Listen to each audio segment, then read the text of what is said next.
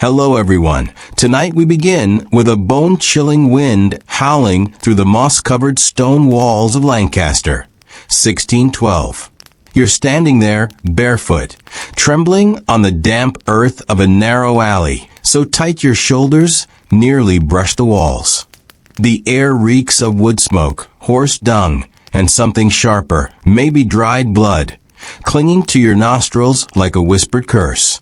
Above, the sky is a sullen gray, as if God forgot to paint light into it. A scream echoes, directionless but sharp, slicing your ears like a blade. A question slithers into your mind, colder than the wind. Are you truly innocent, or just not caught yet? Where are you watching from? What time is it where you are? Drop a comment. I'd love to know who's curled up under the blankets with me each night. Picture yourself as a weaver, living in a small village near Lancaster.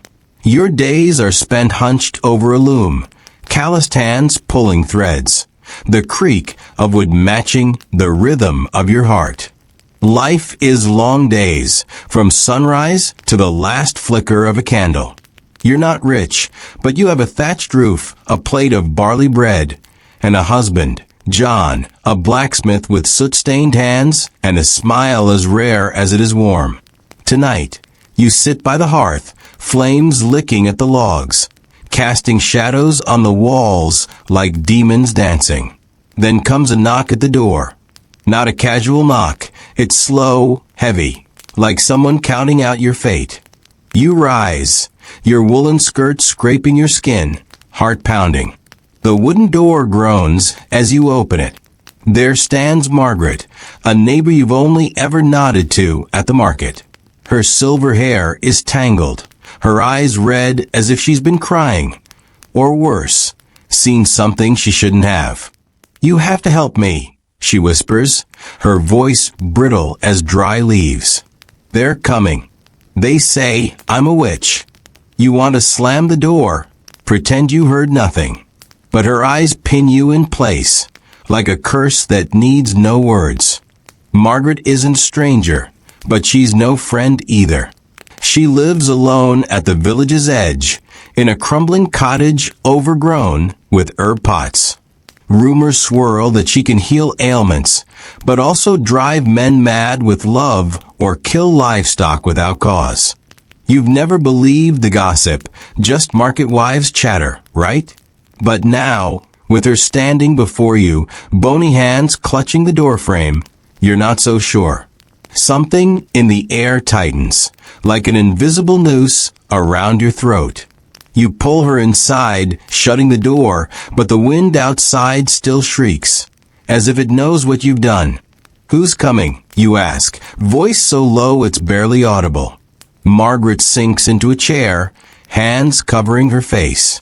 The king's men, she says, from Lancaster. They hunt witches. They have a list, and my name's on it. The floor seems to tilt beneath you. Witches. The word hangs in the air, heavy as stone. In Lancaster, witch talk isn't new.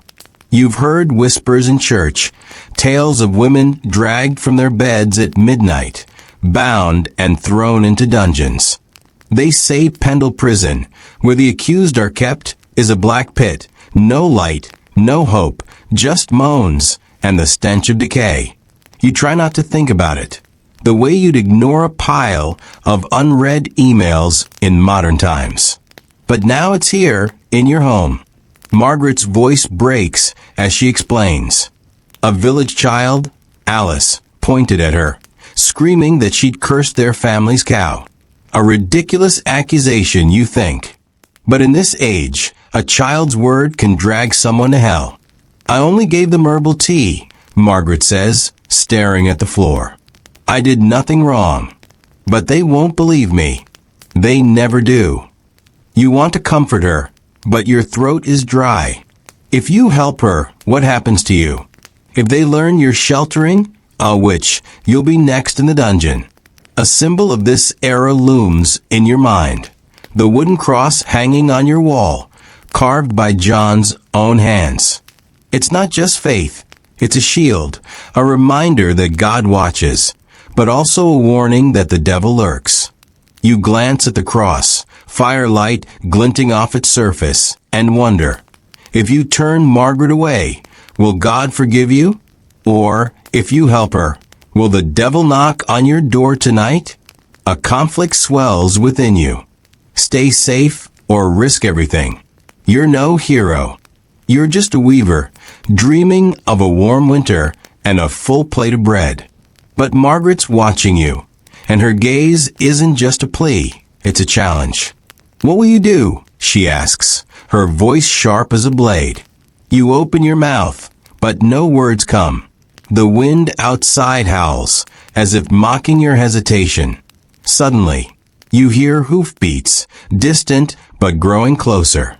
The clatter of iron horseshoes on stone, each strike a hammer blow to your heart. Margaret grabs your hand, her nails digging into your skin. They're here, she whispers. You want to run, to scream, but your feet are rooted to the floor. Your door, flimsy as a promise, is all that stands between you and what's coming. You look at Margaret, then at the cross, and wonder, can you escape this fate, or has it already claimed you? The hoofbeats grow louder, a relentless drumbeat shaking the thin walls of your cottage. You stand frozen, Margaret's hand still clutching yours, her nails biting into your skin like tiny accusations. The fire in the hearth sputters, as if it too senses the danger creeping closer. Outside, the wind carries voices now gruff, male, barking orders in the clipped tongue of authority. You catch fragments.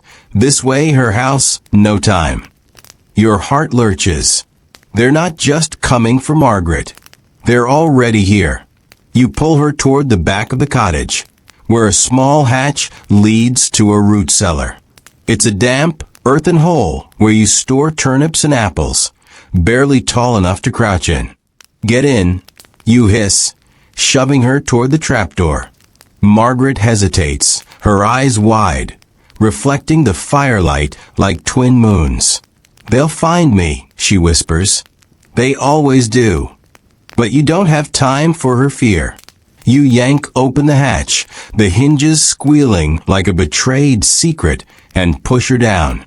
She stumbles, her skirts tangling, and you slam the door shut, throwing a rug over it just as the front door rattles under a fist's heavy blow.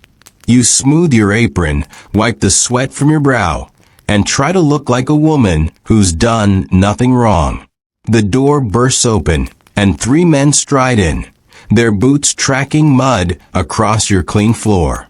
The leader is tall, his face pockmarked and hard, with eyes that seem to see through flesh to the sins beneath. He wears a dark cloak, the kind you'd imagine Death himself might don, and a silver cross hangs at his chest, glinting like a blade. "Good evening," he says, but there's no warmth in it. His voice is gravel, ground down by years of hunting the damned. "We seek Margaret Pearson. Where is she?" You swallow, your mouth dry as ash. The other 2 men fan out, poking at your sparse belongings with the butts of their staffs.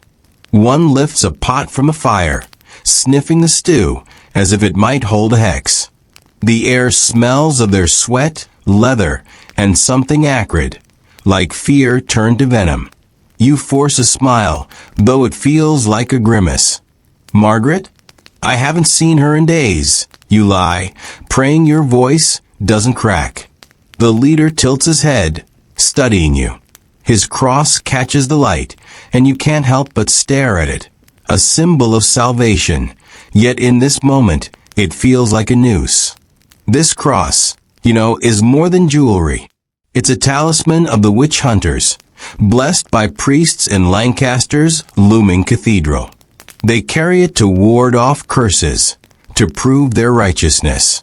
You've seen such crosses in church, held aloft during sermons that rail against the devil's work. But now in your home, It's a reminder of how thin the line is between the saved and the condemned. One wrong word, one nervous glance, and you could be branded as Margaret's accomplice. The leader steps closer, his boots creaking. "You're a weaver, yes?" he asks, as if making small talk. You nod, your hands twisting in your apron. "Good work weaving. Honest." But honesty can hide many things. He leans in, and you smell the ale on his breath, sour and stale. "If you know where she is, speak now." The Lord rewards truth. His words are a trap, baited with mercy you don't trust. You think of Margaret, curled in the dark below, her breath shallow, her life in your hands.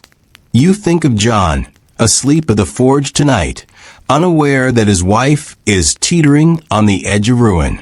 You think of yourself, dragged to Pendle prison, your name whispered in the village as a traitor to God.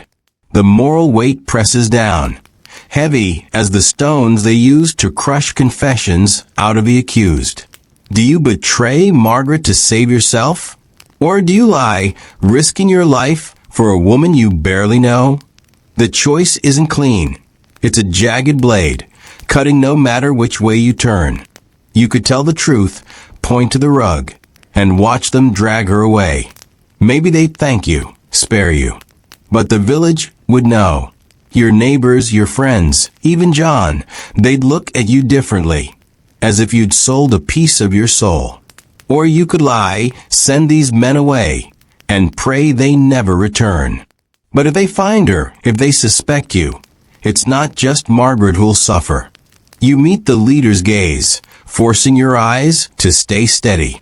"I swear, sir, I don't know where she is," you say, each word a stone dropped into a still pond. He doesn't blink, doesn't move, just watches you. The silence stretches, taut as a bowstring. Then one of the other men calls out, "Nothing here, Master Noel." The leader, Noel, you note, finally steps back, his cross swinging slightly. "Very well," he says, "but we'll be watching." The devil hides in plain sight. He turns, and the men file out, their boots echoing like a death knell. The door slams shut, and you collapse against the wall, your breath ragged. You wait until the hoofbeats fade, until the night is silent save for the wind's low moan.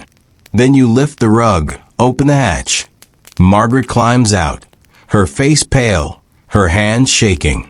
She doesn't thank you. She doesn't need to. Her eyes say enough, a mix of relief and dread, like a deer that's escaped the hunter, but knows the forest is still full of traps. "You can't stay here," you tell her, your voice barely above a whisper. She nods, already moving toward the door. But before she leaves, she presses something into your hand. A small, smooth stone, carved with a spiral. "Keep it," she says. "It's older than their crosses. It remembers."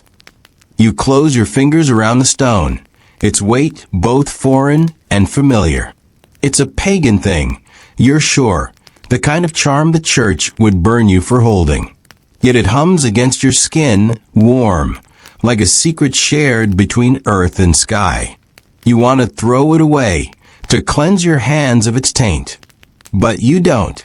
You slip it into your pocket, where it rests like a choice you haven't yet made. Margaret slips into the night, her shadow swallowed by the dark. You're alone now, the fire dying, the cottage too quiet. The stone in your pocket feels heavier with each breath. You lie down, pulling the blanket tight, but sleep won't come. The wind outside whispers, and you wonder if it's calling your name, or hers. The witch hunters are gone for now, but their eyes linger, and you know this isn't the end. In Lancaster, the hunt never stops. And you, whether you meant to or not, are part of it now. Dawn breaks over the village, but it's no comfort. The light is weak, filtered through a shroud of mist that clings to the fields like a ghost refusing to leave. You're at the market, a basket hooked on your arm. the spiral-carved stone still heavy in your pocket. Its warmth hasn't faded, and you catch yourself touching it, tracing its curves when no one's looking. The air smells of wet straw, baked bread, and the faint tang of fish from a cart nearby. Voices buzz around you, merchants haggling, children laughing, a dog barking at a stray cat, but it all feels distant, like you're underwater, watching the world through a warped lens. Last night's encounter with the witch hunters has left a mark, not on your skin, but deeper, where fear festers. You move through the market, bartering for a sack of oats and a wedge of cheese. Your hands tremble slightly, and you hope no one notices. The village square is alive, but there's an edge to it, a tension woven into the chatter. You overhear snippets. They took old Janet last night, said she cursed the miller's boy. Pendle's full now, they say. The name Pendle stabs at you, conjuring images of dank cells and iron chains. You try to focus on the cheese in your hand, its rind rough under your fingers, but your eyes dart to the faces around you. Who's watching? Who's whispering? At the edge of a square, near a well crusted with lichen, stands a woman you've seen before, but never spoken to. Her name is Agnes, a healer of sorts, though she calls herself a midwife. She's older, her face lined like a map of hard years, but her eyes are sharp, cutting through the crowd to land on you. She's tending a small stall, selling salves and dried herbs tied in bundles. Her fingers, stained green from her work, move with a quiet grace as she wraps a parcel for a customer. You feel a pull toward her, though you can't say why. Maybe it's the stone in your pocket, urging you forward like a compass. You approach, pretending to browse her wares. The herbs smell sharp, rosemary, thyme, something bitter you don't recognize. Fine morning, isn't it? Agnes says, her voice low, almost musical. You nod, unsure if she's being polite or testing you. Up close, you notice a pendant around her neck, a small bronze disc etched with a crescent moon. It's half hidden under her shawl, but it catches the light, winking like a secret. You've heard of such symbols, whispered about in church as marks of the old ways, before crosses ruled the land. They're dangerous, the kind of thing that could land Agnes in the same trouble as Margaret. You look troubled, Agnes says, her eyes narrowing. Something keeping you up at night? The question is too pointed, and you stiffen. Does she know about Margaret? About the witch hunters at your door? You force a laugh, brushing it off. Just the usual worries, you say, gesturing vaguely. Bills to pay, looms to mend. The modern comparison slips out, and you wince, but Agnes doesn't blink. Instead, she leans closer, her voice dropping to a whisper. Be careful who you trust. The village has ears, and they're not all friendly. Before you can respond, a commotion erupts nearby. A crowd gathers around a wooden platform in the square, where a man in a black cloak stands, reading from a scroll. It's a proclamation, you realize, and the word which cuts through the air like a whip. The man's voice is loud, practiced, carrying over the murmurs. By order of the king's justice, all who harbor or aid those accused of witchcraft shall face the same fate, imprisonment, trial, and if guilty, death. The crowd shifts, some nodding, others looking away. You feel Agnes's gaze on you, steady and unreadable. The proclamation is a blade, slicing through the fragile safety you've clung to. Harbor or aid. The words echo, accusing you. You helped Margaret, hid her, lied for her. If anyone saw, if anyone suspects, you're as good as chained. Your mind races. Should you leave the village? Flee to somewhere the hunters can't reach? But where would you go? The roads are treacherous, bandits and wolves waiting in the shadows. And John, could you abandon him? Your home, your life? Or do you stay, keep silent, and pray the hunters move on? Each choice is a gamble, and the stakes are your soul. Agnes hands you a small bundle of herbs, unasked for. For sleep, she says, though her tone suggests it's for more than that. You take it, the leaves crackling under your fingers, and slip it into your basket. As you turn to leave, she grabs your wrist, her grip surprisingly strong. Beware the moon tonight, she murmurs. It sees too much. You pull away, her words clinging to you like damp cloth. The moon, another symbol older than the church's crosses, tied to stories of goddesses and curses. You don't believe in such things, or do you? The stone in your pocket pulses, as if answering. You weave through the market, the crowd pressing in, their voices a dull roar. The proclamation has stirred them, and you catch glances, some curious, some suspicious.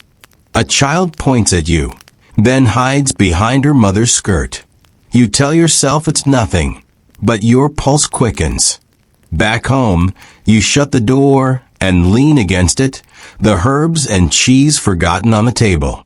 The cottage feels smaller, the walls closing in. You pull out the stone, holding it to the light. Its spiral seems to move, a slow dance that makes your head spin. Did Agnes know you had it? Did she see something in you, something you can't yet name? Outside, the mist thickens, swallowing the village. You hear a bell toll, slow and mournful, from the church across the fields. It's a call to prayer, but it feels like a warning. The witch hunters are still out there, their crosses gleaming, their lists growing. You think of Margaret wherever she is, and Agnes, with her moon pendant and cryptic words. You think of the proclamation, its threat now a weight on your chest. Stay or flee. Speak or stay silent. The choices circle like vultures, and you know there's no escaping their shadow. The stone in your hand grows warmer, and for a moment, you swear you hear it whisper, a sound like wind through ancient trees, calling you deeper into a world you're not sure you're ready to face. The mist hasn't lifted by noon, wrapping the village in a damp veil that muffles sound and blurs edges. You're at your loom, the rhythmic clack of the shuttle a fragile anchor to normalcy. Your fingers move automatically, weaving threads into cloth, but your mind is elsewhere, tangled in the events of the past days. The stone sits on the table beside you, its spiral catching the weak light filtering through the window. You haven't touched it since yesterday, but its presence is a constant hum, like a heartbeat you can't ignore. The bundle of Agnes's herbs lies unopened in your basket, their sharp scent seeping through the cloth, a reminder of her warning about the moon. John is at the forge today, hammering iron into horseshoes, unaware of the danger that's crept into your life. You haven't told him about Margaret, the witch hunters, or the stone. How could you? The words would choke you, and his steady, practical gaze would demand answers you don't have. You imagine him now, sweat beading on his brow, the clang of his hammer a distant echo in your mind. You want to run to him, to bury yourself in the safety of his arms, but safety feels like a fairy tale, something told to children before the world shows its teeth. A shadow passes your window, and you freeze, the shuttle slipping from your hand. It's only a crow, flapping low, its caw sharp and mocking. But your heart races, and you realize how exposed you are, alone in this cottage with its thin walls and flimsy door. The market's proclamation echoes in your head, harbor or aid, and you're guilty of both. You wonder where Margaret is. Did she make it to the woods, to some hidden refuge, or is she already in chains? The thought makes your stomach twist, but another, uglier thought follows. If she's caught, will she name you? You're startled by a soft knock at the door, so light it could be the wind. You hesitate, your breath shallow. then creep forward, peering through a crack in the shutters. A boy stands outside, no older than 10, his clothes patched and his face smudged with dirt. You recognize him, Thomas, the miller's son, known for running errands for anyone with a coin or a crust of bread. He's harmless, you tell yourself, but your hand shakes as you open the door a sliver. What do you want? You ask, sharper than you mean to. Thomas shifts, clutching a scrap of cloth in his hands. Mistress Agnes sent me, he says, his voice barely above a whisper. She says to come to her tonight, after dark, by the old oak past the river. Your blood runs cold. Agnes, the midwife with the crescent moon pendant, whose words in the market felt like a hook in your skin. Why would she summon you? And why now, when the village is crawling with suspicion? You want to slam the door, tell Thomas to forget he ever came, but his eyes are wide, nervous, darting to the fields as if he's afraid of being seen. Did she say why, you ask? He shakes his head, already backing away. Just come, he says, then bolts, disappearing into the mist. You close the door, leaning against it, the wood cool against your back. The old oak by the river is a place you know, a gnarled, ancient tree, its branches twisted like arthritic fingers. The villagers avoid it, whispering that it's cursed, a relic of the old gods who ruled before the church drove them out. You've heard stories of rituals held there long ago, offerings of blood and bone to appease spirits. The thought of going tonight, under a moon Agnes warned you about, makes your skin prickle. But refusing feels just as dangerous. What if Agnes knows something about Margaret about you? What if she's testing you, or worse, setting a trap? The old oak itself is a symbol, older than the crosses and proclamations that govern your world now. It stands as a silent witness to centuries, its roots drinking from a river that's carried secrets away. You've passed it before, felt its weight, the way it seems to watch. To meet Agnes, there is to step into a world the church calls forbidden, where the line between healer and witch blurs. You think of the stone, its spiral a cousin to the oak's knotted bark, and wonder if they're connected, if you're being drawn into something you can't escape. Your choice is a knife's edge. Go to Agnes and risk being seen, being marked, or stay home and wonder what she knows, what you might do with that knowledge. If you go, you could be walking into a circle of witches, or just a desperate woman's plea. If you stay, you might miss a chance to protect yourself, to learn how to survive this hunt. The weight of it presses on you, heavier than the wool on your loom. You're no rebel, no seeker of forbidden truths. You're a weaver, your life measured in threads and days. But the world doesn't care what you want, it's pulling you, and you feel the tug.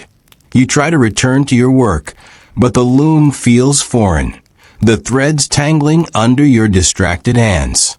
The cottage is too quiet, the air thick with the scent of herbs and the memory of Thomas's nervous glance.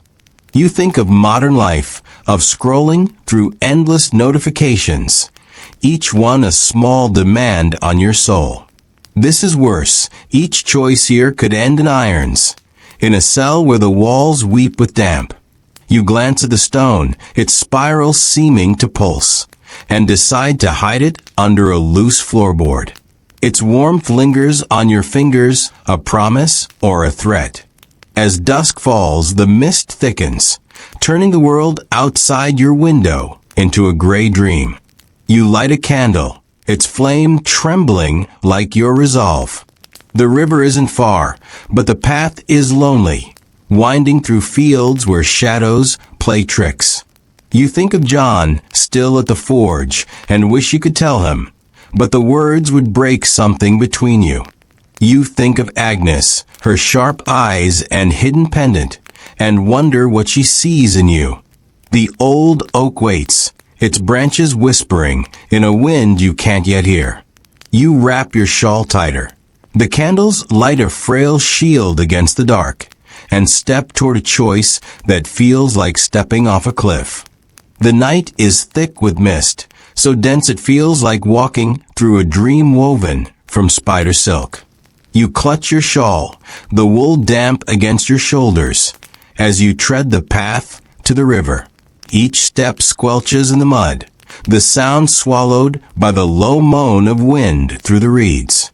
The old oak waits somewhere ahead, its silhouette hidden in the fog, but you feel its presence, a weight pressing on your chest. The candle you brought gutters in your hand, its flame too weak to pierce the dark, so you snuff it out, relying on the faint glow of a moon you can't see. Agnes's summons pulls you forward, but every rustle in the bushes, a fox, a hare, or something worse, makes you flinch. The spiral stone, hidden under the floorboard at home, seems to call to you still, its warmth a ghost in your memory.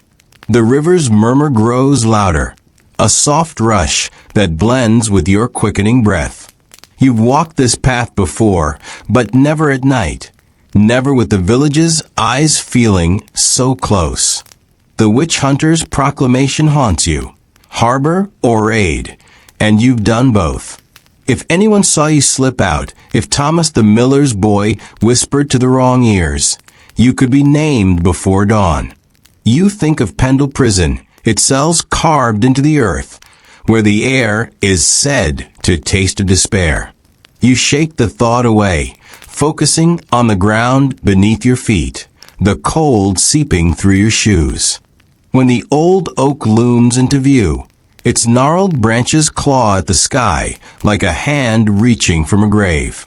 The mist parts just enough to reveal its trunk, wide and scarred, its bark etched with faint carvings, spirals, crosses, shapes you can't name. You pause, your breath catching. The tree feels alive, not in the way of leaves or sap, but in the way of something that remembers. You've heard the village tales. This oak was sacred once, a place where women danced under starlight, offering blood to gods long forgotten. Now it's a pariah, avoided by all but the desperate or the damned. Agnes is already there, a shadow against the tree. Her shawl blends with the night, but her crescent moon pendant glints, catching what little light there is. She's not alone. Another figure stands beside her, cloaked and hooded, their face hidden. Your stomach twists. You expected a private meeting, not this. You consider turning back, but Agnes's eyes find you, sharp as a hawk's, and she beckons you closer. You came, she says, her voice low, carrying a note of approval. Or is it amusement? I wasn't sure you would. You step forward, the river's damp chill curling around your ankles. The cloaked figure doesn't move, but you feel their gaze, heavy and unyielding. Who's that? You ask, your voice sharper than you intend. Agnes smiles, thin and knowing. A friend, she says. One who knows the cost of silence. The figure pulls back their hood, revealing a woman with a face like weathered stone, hard, unyielding, but cracked with age. Her eyes are pale, almost colorless, and they pin you in place. This is Ellen, Agnes says. She was in Pendle. She escaped. The word escaped hits you like a slap. Pendle is a tomb, its prisoners as good as dead. You've heard no tales of anyone breaking free, only of trials and ropes. Ellen's presence feels impossible, a crack in the world's order. You want to ask how, but her eyes warn you against it. Instead, you nod, your hands twisting in your shawl. Agnes gestures to the ground, where a small circle of stones surrounds a pile of ash, remnants of a fire or something else. Sit, she says. You obey, the earth cold through your skirts, and the three of you form a triangle under the oak's looming branches. Agnes speaks first, her voice a thread weaving through the night. The hunters are closing in, she says. They have names, more than just Margaret's. The village is turning on itself. Neighbors accusing neighbors. Children betraying mothers. You felt it, haven't you? You nod, thinking of the market, the proclamation, the child's pointing finger. They'll come for you too, Ellen says, her voice rough, like gravel underfoot. Maybe not today, but soon. They always do. Her words are a blade, and you feel the cut. You want to protest, to say you're innocent, just a weaver, but the stone's memory burns in your mind, and you wonder if innocence matters anymore. Ellen leans forward, her pale eyes glinting. I was like you once, she says. Thought I could stay quiet, keep my head down. But silence is a cage. They locked me in Pendle for healing a child with fever. Said I'd sold my soul. She pulls up her sleeve, revealing scars, jagged lines where irons bit her wrists. I got out because someone took a risk. Now you have to decide if you'll do the same. Her words hang in the air, heavy as the mist. A risk. For Margaret? For Agnes? For yourself? The choice is a thorn, pricking at your resolve. The oak's carvings seem to shift in the corner of your eye, their spirals mirroring the stone you left behind. They're a symbol of defiance, etched by hands that refuse to bow to the church's crosses. You feel their weight, the pull of a world where power wasn't held by men with proclamations, but by those who listened to the earth. Agnes notices your gaze and nods. The oak remembers, she says. It's seen blood, prayers, betrayals. It knows what you're facing. Her words are a lure, drawing you toward a path you're not sure you can walk. The moral conflict churns within you. Join Agnes and Ellen, whatever they're planning, or turn away and cling to the life you know. Joining them could mean rebellion, a fight against the hunters, but also a step into the forbidden, where the line between healer and witch vanishes. Turning away might keep you safe, but for how long? The village is a tinderbox, and you're already marked by your lie for Margaret. You think of John, of a loom waiting at home, of a life that feels smaller with each breath.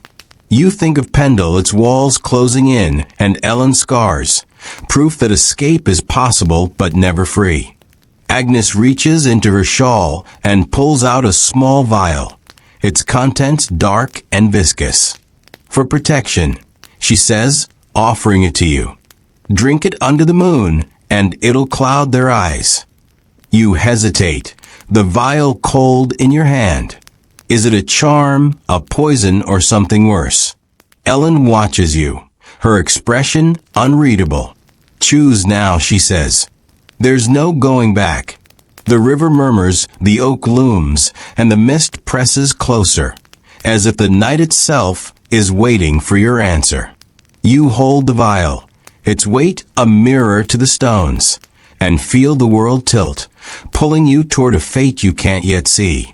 The vial in your hand feels heavier than it should, its dark contents sloshing faintly as you clutch it beneath the shadow of the old oak.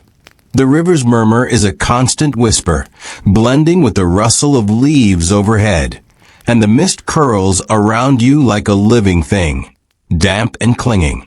Agnes watches you, her crescent moon pendant glinting faintly, while Ellen's pale eyes bore into you unblinking, as if she can see the thoughts wrestling in your skull.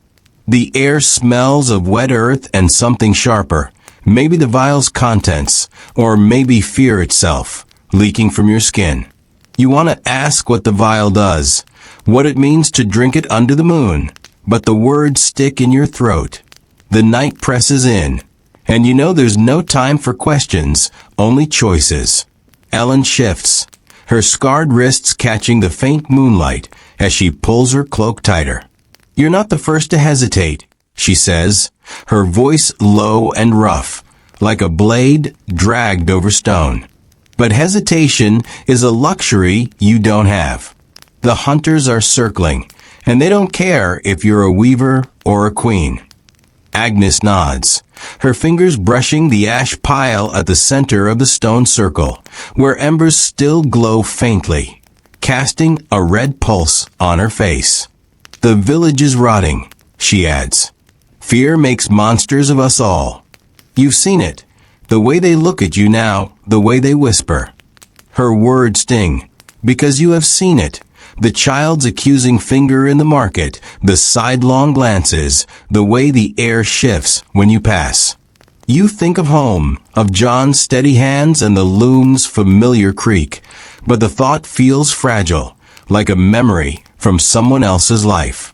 The spiral stone, hidden under your floorboard, pulses in your mind, its warmth a tether to this moment, to the oak and the women before you. You wonder if Margaret ever stood in a place like this, faced with a choice that could unravel her world. You wonder if she's still free, or if Pendle's walls have already claimed her. The vial's glass is cold against your palm, and you imagine drinking it, letting its darkness seep into you. Will it save you or mark you? Will it make you one of them? Whatever they are.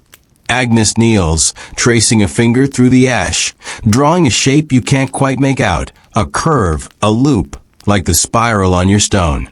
This is older than their crosses, she says, her voice soft but firm. Older than their laws. It's the mark of those who came before, who knew the earth's secrets.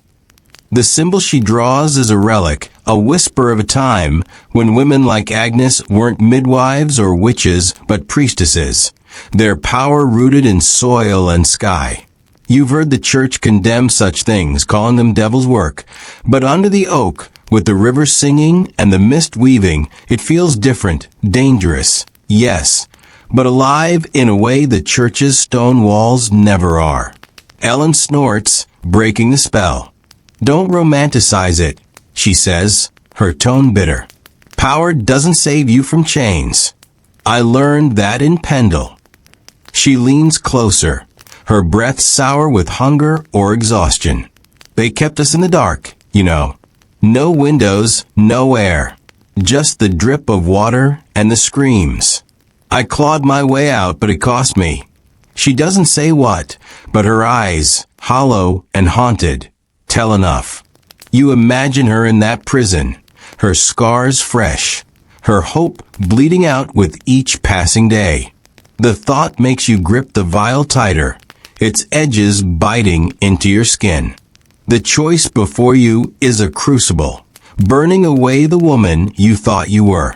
Drink the vial, join Agnes and Ellen in whatever they're planning, and step into a world where the rules you've lived by, church, village, husband, might no longer apply.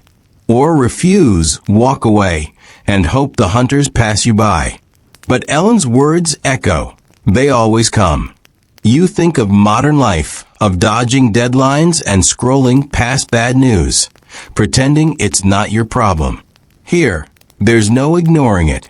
The hunters are real, their crosses gleaming, their lists growing. You're already tangled in their web, thanks to Margaret, thanks to the lie you told. Agnes stands, brushing ash from her hands. The moon's high, she says, glancing at the sky, where a faint glow fights through the mist. If you're with us, drink now. If not, go home. But know this, the village won't protect you. Not anymore. Her words are a door, half open, leading to a path you can't fully see. Ellen watches, her silence louder than any demand. You raise the vial, its contents catching the moonlight, dark as ink, dark as blood. Your hand trembles, and you hate yourself for it. You're a weaver, not a warrior, not a witch. But the world doesn't care what you are. It only cares what you do. You uncork the vial, the faint pop loud in the stillness. The liquid smells of earth and something metallic, like a storm trapped in glass. You hesitate, your lips hovering over the rim. Agnes's pendant glints, Ellen's scars gleam, and the oak's carvings seem to pulse, urging you on. You think of John, asleep at the forge, dreaming of a wife who's still his.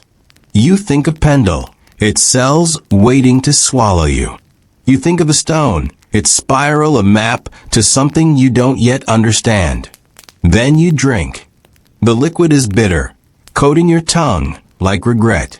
It burns as it slides down, settling in your stomach like a coal.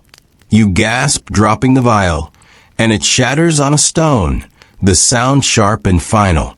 Agnes nods, a flicker of something, pride, pity, crossing her face. Ellen just stares, her expression unreadable. It's done, Agnes says. You're bound now not to us, but to the truth. You want to ask what she means, but your head spins, the world tilting like a ship in a storm. The oak seems to grow, its branches stretching impossibly wide, and the river's song sharpens, words forming where there were none. You chose, you chose, you chose. You stumble, catching yourself against the tree. Its bark is rough under your hands, warm as the stone was, and you swear you feel it breathe. The mist swirls, and for a moment, you see shapes in it, faces, hands, eyes watching, waiting. What's happening? You manage, your voice hoarse. Agnes steps closer, her hand on your shoulder, steadying you. The earth sees you now, she says. It always has. Her words are cryptic, but they sink into you, heavy with meaning you can't yet grasp. Ellen turns away, muttering something about time, about moving before dawn. The moral weight of your choice settles, not as relief, but as a new burden. You've crossed a line, drunk something that might protect you or damn you. You're not the same woman who left her cottage tonight, but who you are now, you don't know. The village, with its crosses and proclamations, feels farther away, a memory of a life that no longer fits. You think of Margaret, of her desperate eyes, and wonder if she drank something like this, if she stood under this oak and felt the world shift. You think of John, and your heart aches because you can't go back to him. Not fully, not with this secret burning in your veins. Agnes leads you away from the oak, Ellen trailing behind, her cloak blending with the dark. The mist parts as you walk, the river's voice fading to a hum. Where are we going? You ask, your voice steadier now, though the ground still feels unsteady. Somewhere safe, Agnes says, but her tone holds no promises. You glance back at the oak, its silhouette swallowed by the fog, and feel a tug, as if part of you is still there, bound to its roots. The vial's bitterness lingers in your mouth, a reminder of what you've done. The hunters are out there, their hoofbeats a distant threat, but you're not running from them anymore. You're running towards something else, something the oak and the stone and the women beside, something that might save you or destroy you. The path winds through the fields, the mist a cloak around you. Agnes's pendant swings with each step, a beacon in the dark. Ellen's silence is a weight, her scars a map of what's to come. You touch your pocket, half expecting the stone to be there, but it's not, and yet its warmth lingers, a promise or a warning. The village sleeps behind you, its crosses and fears fading, but you know you'll return, because this isn't escape, it's a deeper entanglement. The moon watches, and you feel its gaze, cold and unyielding, as you step into a night that's no longer yours alone. The mist clings to you as you follow Agnes and Ellen through the fields, the damp air soaking your shawl and chilling your skin. The river's murmur has faded, replaced by the crunch of your footsteps on frost-kissed grass and the occasional snap of a twig underfoot. The night feels alive, watchful, as if the earth itself is holding its breath. Agnes moves with purpose, her crescent moon pendant swaying like a metronome, while Ellen trails behind, her scarred wrists hidden beneath her cloak, but etched in your mind. The vial's bitter taste lingers on your tongue, a metallic tang that pulses with each heartbeat, and you feel different, sharper, somehow, as if the world's edges have come into focus. The oak is far behind you now, but its presence lingers, a weight in your chest, a whisper in your blood. You don't know where you're going, only that Agnes promised somewhere safe. The word feels hollow, like a coin worn thin by too many hands. Safety in Lancaster is a fleeting thing, snatched away by a child's accusation or a hunter's knock. You think of John, still at the forge, his hammer ringing in a world that feels impossibly distant. You haven't told him about Margaret, the stone, or the vial, and the secret sits heavy, like a stone in your gut. You wonder what he'd say if he saw you now, slipping through the dark with two women the village would call witches. Would he understand, or would he turn away, his blacksmith's hands no longer yours to hold? The path narrows, leading into a copse of twisted trees, their branches bare and claw-like against the moon's faint glow. The air smells of decay, rotting leaves, damp bark, and something sweeter, like overripe fruit. Agnes stops, raising a hand, and you freeze, your breath catching. Ellen moves silently to her side, her pale eyes scanning the shadows. "What is it?" you whisper, your voice barely audible. Agnes doesn't answer, but her fingers tighten around her pendant, and you notice her lips moving, forming words you can't hear. A prayer, a spell, or something else. You don't know, but it makes your skin prickle. A figure steps from the trees, and you stifle a gasp. It's a man tall and gaunt, his face half hidden by a hood. His cloak is patched, stained with mud, and he carries a staff carved with runes that catch the moonlight. You've seen him before at the edge of the village, selling charms and trinkets from a cart. The villagers call him Rowan, a wanderer who speaks in riddles and smells of smoke. Some say he's a healer, others a sorcerer, but all agree he's dangerous, a man who walks too close to the old ways. "You're late," he says, his voice low, with a lilt that doesn't belong to Lancaster. Agnes steps forward, unafraid. "We had to be sure," she says. "The hunters are close." Rowan's eyes shift to you, and you feel stripped bare, as if he can see the vial's darkness coursing through you. "This is the weaver," he says, not a question. You nod, though your throat is dry. "She drank," Ellen says, her tone flat, and Rowan's lips twitch, not quite a smile. "Good," he says. "She'll need it." He turns, beckoning you deeper into the copse, and you follow, your heart pounding. The trees close in, their branches brushing your shoulders, and you feel like you're stepping into a story you don't know the ending to. The copse opens into a small clearing, where a fire burns low, its flames licking at a pile of logs. Around it sit three others, two women and a man, their faces shadowed, but their eyes glinting with the same wariness you feel. Agnes introduces them in a whisper. Mary, a baker whose husband was taken by the hunters. Joan, a seamstress who lost her daughter to Pendle. And William, a farmer whose crops withered under a neighbor's curse. Or so the village claims. They nod at you, but there's no warmth, only a shared understanding of what it means to be here, in this hidden place, with the world against you. Rowan kneels by the fire, pulling a small pouch from his cloak. He scatters its contents, dried leaves, crushed bone, a pinch of red powder, into the flames, and they flare, casting a sickly green light.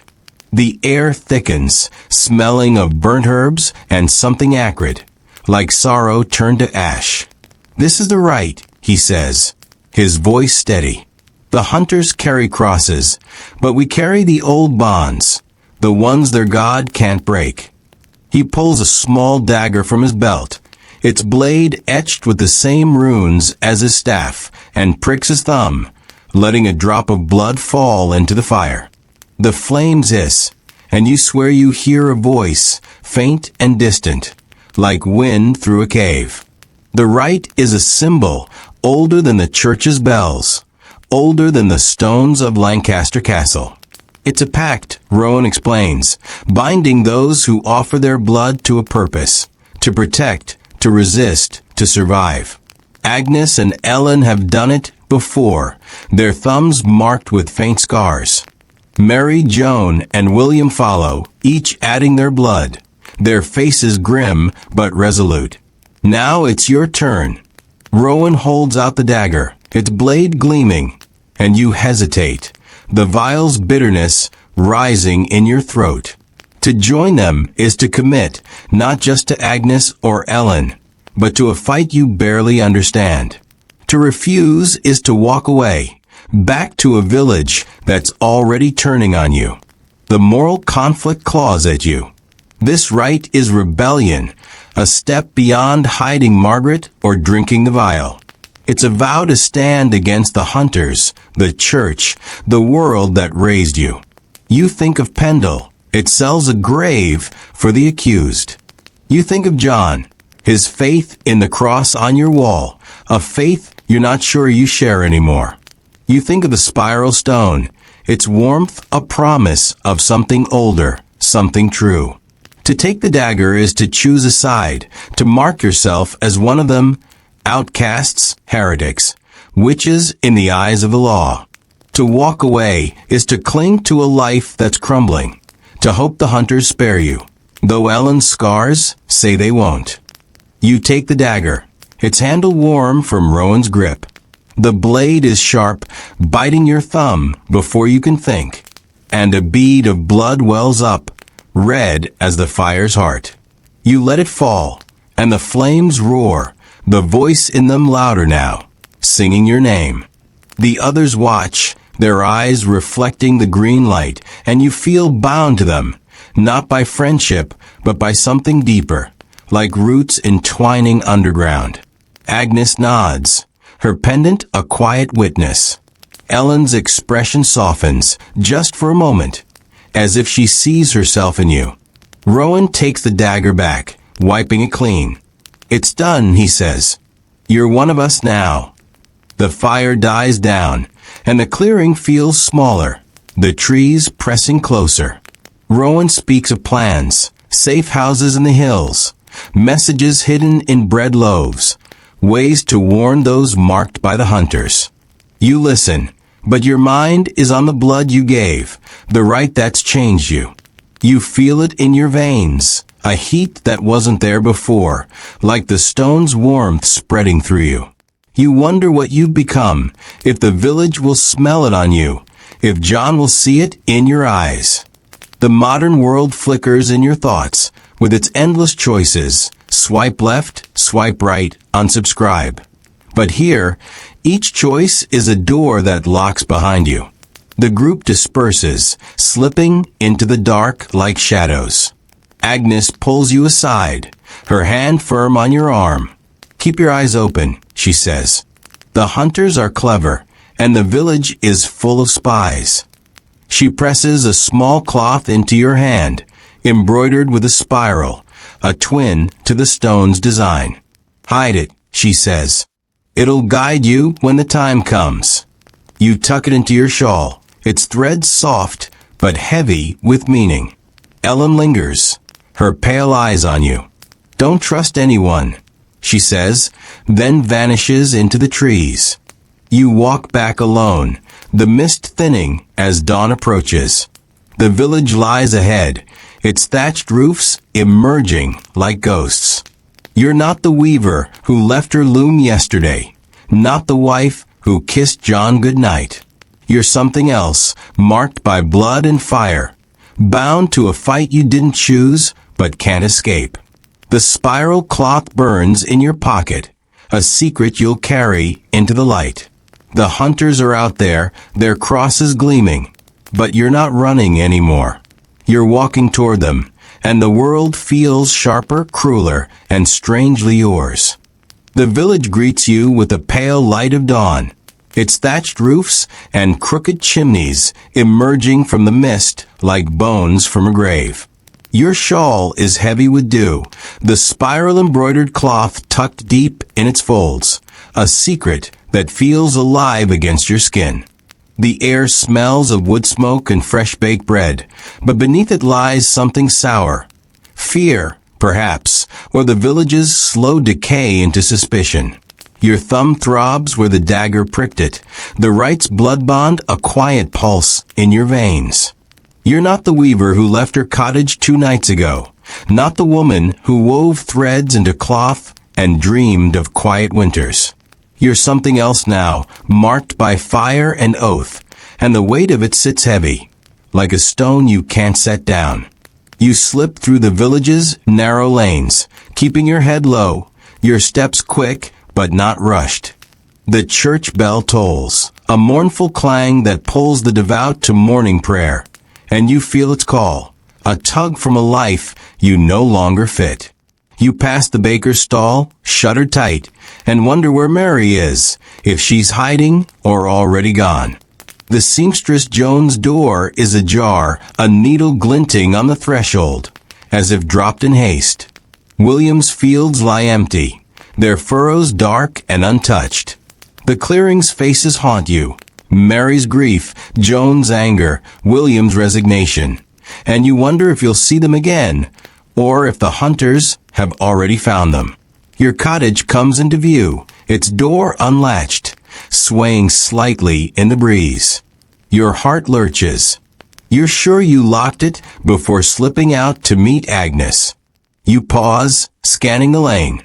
A dog barks in the distance, but the village is quiet, its people either at church or still abed. You approach, your hand brushing the spiral cloth, its threads of frail comfort. The door creaks as you push it open, and the familiar smell of wool and hearth greets you. But it's wrong. Too cold. Too still. The fire is dead, its ashes gray, and your loom sits untouched, the shuttle askew, as if someone moved it. You step inside, your breath shallow, and see him. John, sitting at the table, his blacksmith's hands folded, his face unreadable. His eyes, usually warm, are hard, like iron cooled too fast. "Where were you?" he asks, his voice low, not angry, but heavy with something worse, doubt. You freeze, the spiral cloth burning in your pocket, the vial's bitterness rising in your throat. You want to run to him, to spill everything. Margaret, Agnes, the right, but the words won't come. How do you explain a world he doesn't know? A world where crosses /V4B5V4C3 7F1A4F7C9B26C7D2B1E1C5E/4B5V4C3 7F1A4F7C9B6C7D2B1E1C5E. JPG. He doesn't move, just watches you. And you realize he's holding something. A scrap of fabric, singed at the edges, embroidered with a spiral. Your blood runs cold. It's a piece of the cloth Agnes gave you, or one like it. You must have dropped it, or someone planted it. But it's here now, in his hands, a silent accusation. "I found this by the door," he says, his voice steady but sharp, like a blade held still. "What is it?" You open your mouth, but no lie comes. The truth is too heavy, too dangerous. You think of the modern world, where you could dodge a text or ghost a conversation. But here, there's no escape. John is your husband, your anchor, but he's also a man of faith. His cross hanging on the wall behind him, its shadow long and dark. You force a smile, though it feels brittle. "It's just a scrap," you say, stepping closer, hoping to take it from him. From the loom, probably. But he pulls it back, his eyes narrowing. "This isn't your work," he says. "I know your stitches.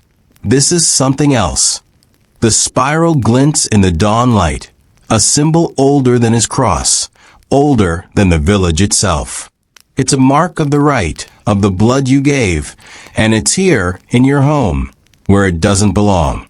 The moral conflict is a vice, squeezing your chest. Do you tell him the truth, risk his anger, his betrayal, or worse, his fear? If he turns you in, Pendle's cells await, their damp walls and endless screams. But if you lie, you drive a wedge between you, a crack that might never mend. You love him, but love is fragile in a village where trust is currency, and you've spent yours hiding Margaret, drinking the vial, binding yourself to the clearing's fire. You think of Ellen's scars, proof that Pendle breaks even the strong, and Agnes's pendant, a quiet defiance of the world John believes in. You sit across from him, your hands trembling in your lap. John, you begin, your voice soft. Things are happening. Things I don't fully understand. He leans forward, his hands tightening around the cloth. Then tell me, he says, and there's a plea in it, a crack in his iron. You want to, but the right's oath binds you. It's blood, a chain you can't break. To speak is to betray Agnes, Ellen, the others, to risk their lives for a chance at his forgiveness. To stay silent is to lose him, piece by piece, until the man you love is a stranger. You reach for his hand, but he pulls back, the spiral cloth still in his grip. They're hunting witches, he says, his voice low. Knew they came here asking about Margaret. I told them nothing, but now this. He holds up the cloth, and it's not just fabric. It's a question, a test. You see the hurt in his eyes, the fear that you're not the woman he married. You think of the oak, its carvings a map of a world he'll never understand, and the vial's darkness, still burning in your veins. I'm still me, you say, but the words feel thin, like thread stretched too tight. He shakes his head, standing, the chair scraping the floor. I don't know what you are, he says, and the words cut deeper than any blade. He tosses the cloth onto the table, where it lands like a fallen leaf, and walks out, the door slamming behind him. The cottage is silent, save for the faint tick of cooling ash in the hearth. You stare at the spiral, its curves a mirror to the stone under your floorboard, and feel the world shift, as if the earth itself is turning against you. You rise, your legs unsteady, and hide the cloth with the stone, their warmth a quiet conspiracy. The village wakes around you, its bells and voices a chorus of normalcy you no longer belong to. You think of Rowan, his room-carved staff and cryptic promises, and wonder if he's watching, if he knows how close you are to breaking. You think of the clearing, its fire and blood, and the faces you swore to protect. You think of John, his cross and his doubt, and wonder if you've lost him already, not to the hunters, but to the truth you can't share. The day stretches before you, long and merciless. You move to the loom, but your hands falter, the threads tangling like your thoughts. The village is a trap now, its lanes and faces hiding spies, its church a judge. You could run, flee to the hills where Rowan spoke of safe houses, but you'd leave John, your home, your life. You could stay, face his questions, the hunter's eyes, and hope to outlast them. But hope is a thin shield against iron and rope. The spiral cloth and stone are your anchors, tying you to a fight you didn't choose but can't abandon. You hear footsteps outside, heavy and deliberate, and your heart seizes. Hunters, neighbors, John returning, you don't know, but each possibility is a threat. You stand, smoothing your apron, and glance at the cross on the wall, its shadow a reminder of what you've forsaken. The footsteps pause, and a knock comes, sharp and demanding. You think of Pendle, its darkness waiting, and Ellen's escape, a miracle you're not sure you can repeat. You think of the right, its blood a vow you can't undo. The knock comes again, louder, and you move toward the door, the spiral's warmth at your back, carrying you into a moment that feels like the edge of the world. The knock at your door is a hammer blow, each strike reverberating through the cottage's thin walls and into your bones. You stand frozen, your hand hovering over the latch, the spiral cloth and stone hidden beneath the floorboard like a guilty heartbeat. The air smells of cold ash and stale wool, the hearth long dead since John's departure. His words, "I don't know what you are," echo in your skull, sharper than the knock, cutting deeper with each repetition. The village outside is waking, its sounds filtering through the mist. A cart's creak, a woman's shout, the church bell's distant toll. But here, in this moment, it's just you and the door, a flimsy barrier between you and whatever waits beyond. You smooth your apron, forcing your breath to steady, and open the door a crack. A man stands there, not a hunter, but familiar, Richard, the village tanner. His face weathered and his hands stained from his trade. His eyes are nervous, darting past you into the cottage, and he smells of leather and sweat, with a faint whiff of fear. "You need to come," he says, his voice low, urgent. "It's the square. They've got someone." Your stomach twists. Another accusation, another soul dragged before the village's gaze. You want to refuse, to slam the door and hide, but Richard's expression, pleading, almost desperate, pulls you forward. "Hurry," he adds, already turning away. You grab your shawl, the wool rough against your skin, and step into the lane, locking the door behind you. The mist is thinner now, the village emerging in shades of gray and brown, its thatched roofs slick with dew. Richard walks fast, his shoulders hunched, and you struggle to keep pace, your shoes sinking into the muddy path. The square isn't far, but each step feels like a march to judgment. You think of Agnes, her crescent pendant and cryptic warnings, and Ellen, her scars a map of Pendle's cruelty. You think of the rite, the blood you gave, and the spiral cloth, its threads binding you to a world you can't escape. John's absence is a weight, his doubt a wound that festers.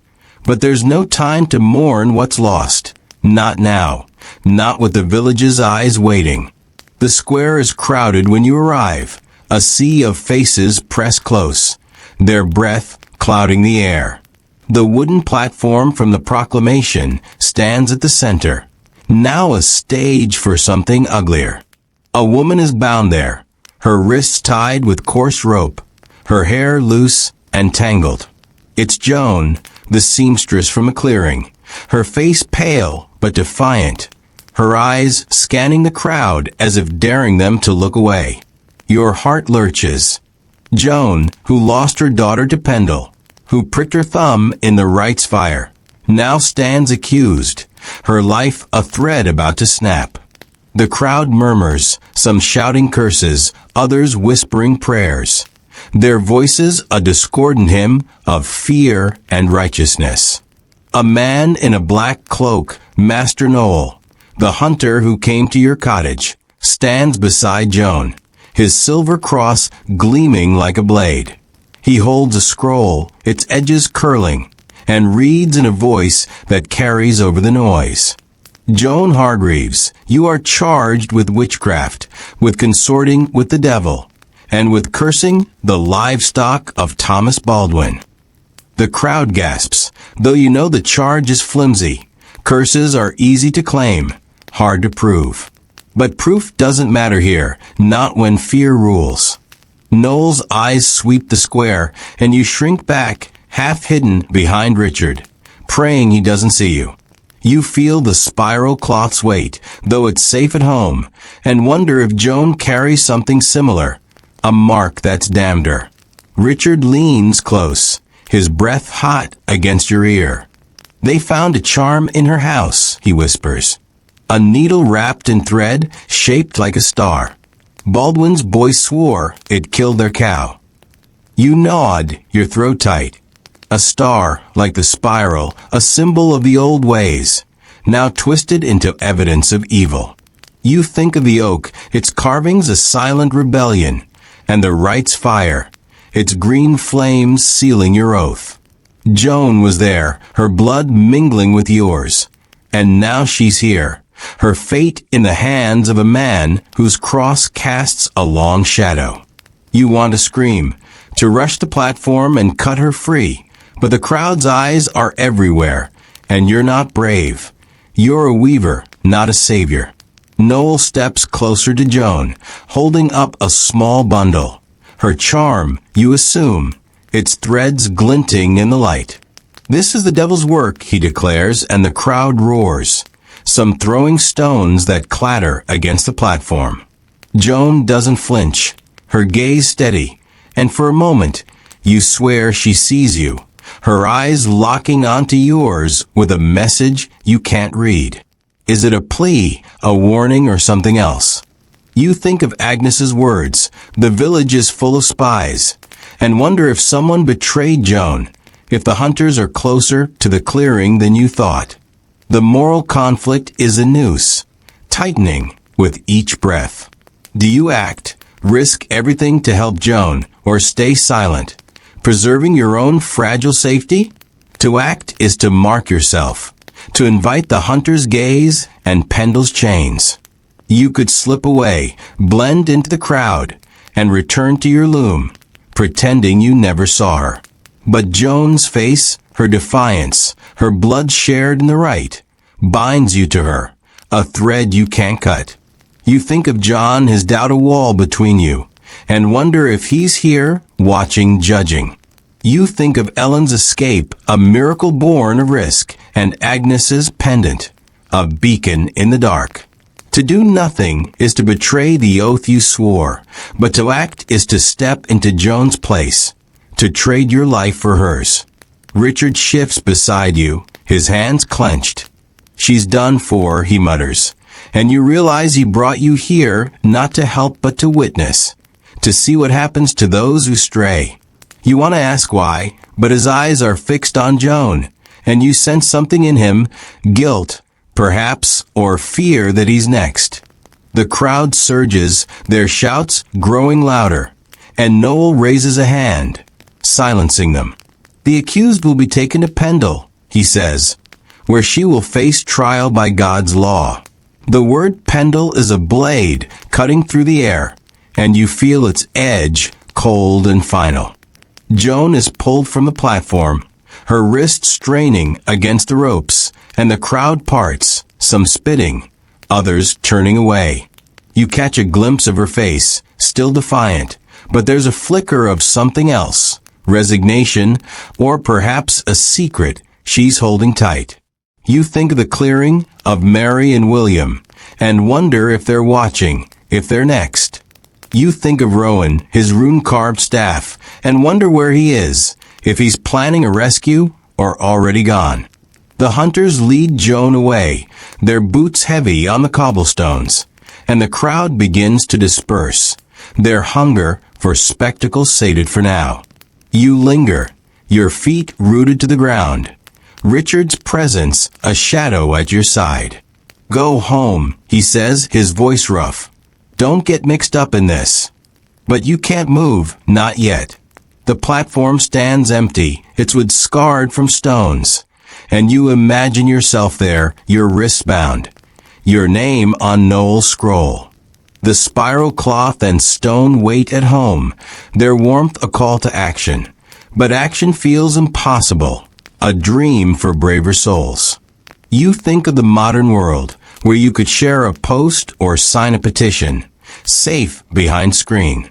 Here, every choice is blood, every step a risk. You turn to leave, but a hand grabs your arm. Not Richard's, but a woman's, her grip firm. It's Mary, the baker from the clearing, her face half hidden by a hood. Not here, she whispers, pulling you into an alley behind the square. Her eyes are wild, her breath ragged. They've got Joan, and they're coming for us, she says, her voice breaking. Rowan's gone, and Agnes is hiding. You have to decide, run with me or stay and face them. Her words are a mirror to your conflict, a choice you thought you'd already made, but now confronts you again. Run and abandon John, the village, the life you know. Stay and risk Pendle. Its darkness closer with each accusation. You glance back at the square, where Noel's cross still gleams in your mind, a symbol of a world that's turned against you. Mary's hand tightens, her fear a mirror to your own. The spiral cloth, the stone, the right, they're your anchors, but they're also your chains, binding you to a fight that's claiming lives. You think of Joan, her defiance a spark in the dark, and wonder if you can carry it, or if it will burn you too. The alley is narrow, the village a trap, and Mary's eyes are waiting, demanding an answer you're not sure you have. The alley shadows swallow you and Mary. The baker's ragged breath a counterpoint to the distant clamor of the village square. Joan's defiance, her wrists bound and her eyes burning, haunts you as you press against the damp stone wall. The spiral cloth in your pocket a silent accusation. Mary's grip on your arm is desperate, her hood slipping to reveal eyes wide with terror. "We can't stay," she whispers, her voice cracking like dry wood. "They'll find us, me, you, all of us. There's a cart waiting at the mill, heading north. Come with me now." Her words are a lifeline, frayed and thin, dangling over a chasm. The village is a noose tightening around you, its lanes crawling with whispers, its crosses gleaming with judgment. But running means leaving John, your loom, the life you've woven thread by thread. It means admitting you're one of them, marked by the right, the vial, the spiral. You pull free, your heart pounding, and peer around the corner. The square is emptying, but Master Noel lingers, his black cloak a stain against the gray dawn. His silver cross catches the light, a beacon of the world you betrayed. You think of Pendle. It sells a grave where Joan is headed, where Ellen clawed her way out, leaving scars that speak louder than words. You think of Agnes, hiding somewhere, her crescent pendant a secret you now share. And John, his doubt, his "I don't know what you are," cuts deeper than any hunter's blade. The moral weight is crushing. Flee with Mary and live as a fugitive, forever looking over your shoulder, or stay, face the hunters, and gamble on a mercy they don't possess. The air smells of mud and fear, the village's pulse quickening as church bells toll, calling the faithful to a sermon you know will name names. Mary tugs at you again, her voice urgent. The cart leaves at noon. If you're not there, I'm gone. She slips into the alley's depths, her hood vanishing like a ghost. You're alone, the spiral cloth warm against your thigh, the stone's memory pulsing under your floorboard. You could go home, retrieve it, and run, but the thought of John stops you. You've lost him already, haven't you? Not to the hunters, but to the truth you couldn't share. Yet something pulls you back, not love, not duty, but a need to face him, to see if the man you married still exists. You move through the village, keeping to the shadows, your shawl pulled tight. The lanes are alive now, neighbors bustling, their eyes darting, searching for the next accused. A child kicks a stone, its clatter too loud, and you flinch, expecting hoofbeats. The cottage looms ahead, its door still unlatched, a wound you can't close. You slip inside, the air cold, the hearth a pile of ash.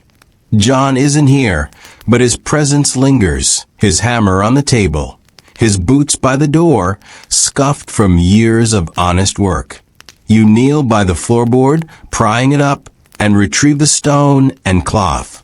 Their warmth is a fire in your hands, a call to the oak, the right, the blood you gave. You tuck them into your shawl, knowing they're a death sentence if found. A sound outside, boots, heavy and deliberate. You freeze, clutching the stone, its spiral biting into your palm. The door swings open, and there he is, John, his face a storm of grief and rage. Behind him stands Noel, his cross a cold star, and two men with staffs, their eyes hard. I told them, John says, his voice breaking, because I had to know. The words are a betrayal, sharper than any rope or chain. You stagger back, the stone slipping from your hand, clattering to the floor.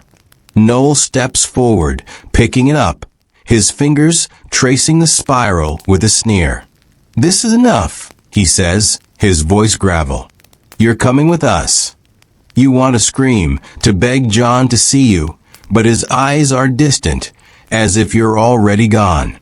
The spiral cloth burns in your shawl, and you think of Joan, her defiance on the platform, of Ellen's scars, of Agnes's warning. The village is full of spies. John was your spy, your love-turned judge. The hunters grab your arms, their grips iron, and you're pulled into the lane, the village watching from doorways and windows. Faces you know, Richard, the tanner, the baker's wife, the child who pointed. Stare, some with pity, others with triumph. The bells toll louder, a dirge for the woman you were.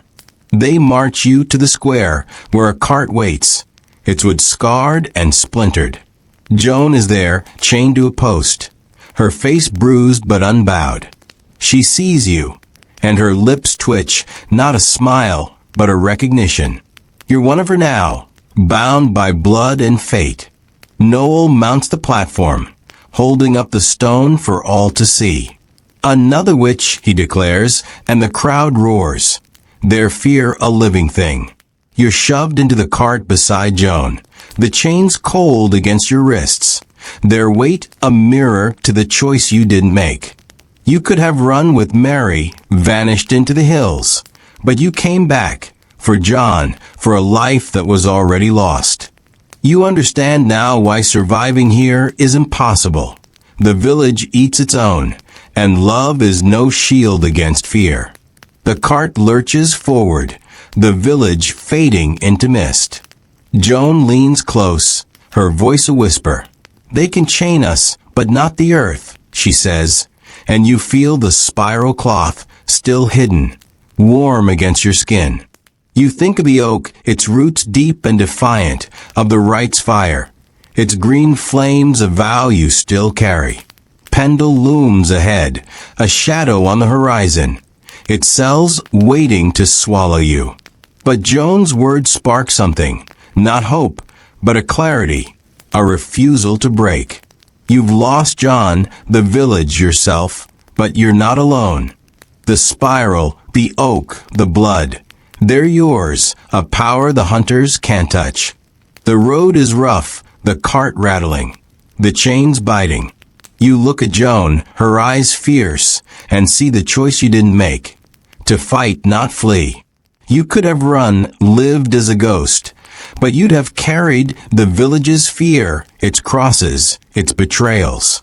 Instead, you're here, chained but unbroken, a weaver who wove her own fate.